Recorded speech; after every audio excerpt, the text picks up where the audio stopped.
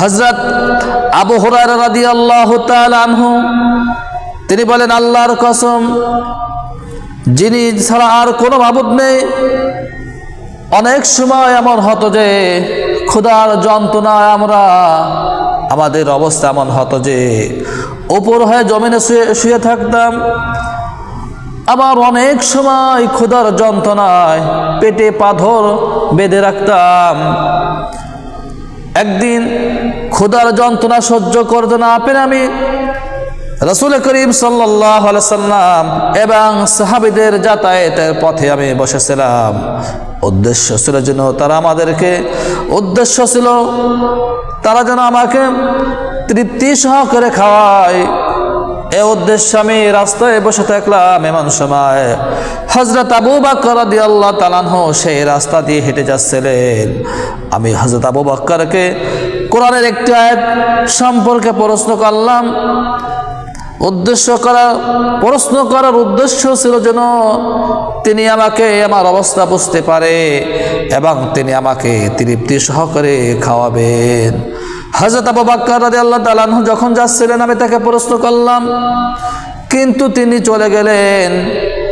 এরপর হযরত ওমর রাদিয়াল্লাহু তাআলা আনহু যখন সেই রাস্তা দিয়ে যাচ্ছিলেন আমি তাকে কোরআনের একটি আয়াত সম্পর্কে প্রশ্ন করলাম। তিনিও সে আমাকে না খাওয়ায় তিনি সেখান থেকে চলে গেলেন। এরপর বিশ্ব নবী, দয়ার নবী যখন সেই রাস্তা দিয়ে হেঁটে যাচ্ছিলেন তিনি আমাকে দেখে মুস্কি হাসলেন। আর তিনি আমার পেটের অসহ্য ক্ষুধার যন্ত্রণা তিনি অনুভব করতে পারলেন। তাই তো বিশ্ব নবী জনাবে মুহাম্মদ রাসূলুল্লাহ সাল্লাল্লাহু আলাইহি সাল্লাম আমাকে ডেকে নিলেন, বললেন, আবু হুরায়রা আমার সঙ্গে চলো।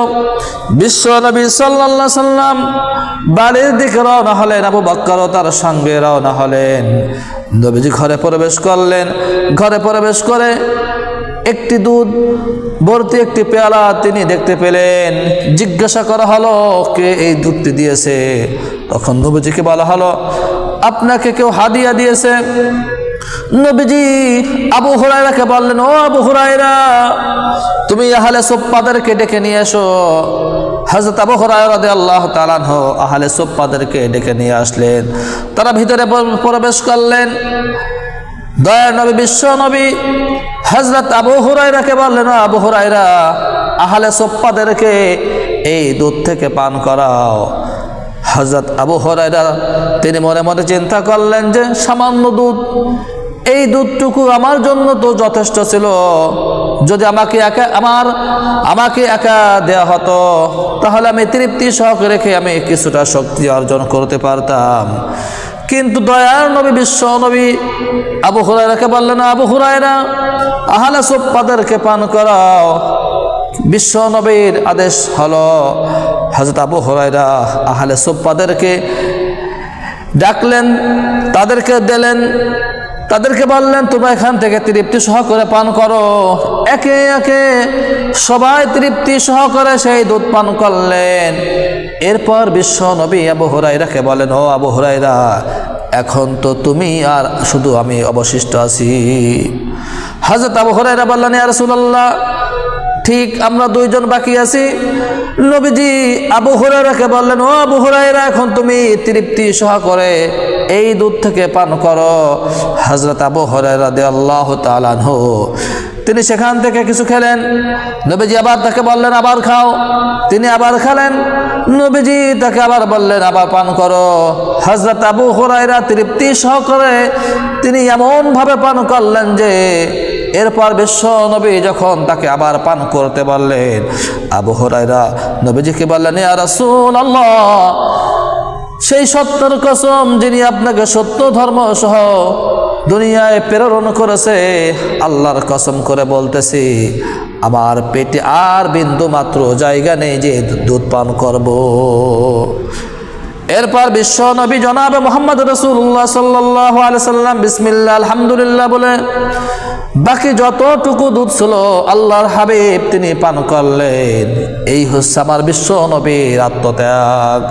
সারাটা জীবন বিশ্ব নবী উম্মতের জন্য চিন্তা করেছে। নিজের ঘরে খাবার নেই, নিজের ঘরে চুলায় আগুন জ্বলে না, স্ত্রীদের পেটে খাবার নেই, পেটে পাথর বেঁধে আছে, নিজের কথা চিন্তা না করে সাহাবীদের কথা, আহলে সুফফাদের কথা, সারাদিন তিনি রাষ্ট্রীয় কার্যক্রমে অংশগ্রহণ করেছে, নিজের ঘরে খাবার নেই। যখন তিনি বাজারে যেতেন, বিধবাদেরকে ডেকে বলতেন, এতিমদেরকে ডেকে বলতেন, তোমাদের কার ঘরে বাজার নেই আমাকে বলো, আমি তোমাদের বাজারের ব্যবস্থা করে দিব। এই হচ্ছে আমার বিশ্ব নবীর আত্মত্যাগ। নিজের কথা না চিন্তা করে সারাটা জীবন উম্মতের কথা তিনি চিন্তা করেছেন। এইভাবে আত্মত্যাগ, আত্মবিসর্জনের শিক্ষা আল্লাহর হাবিব তিনি আমাদেরকে দিয়েছেন।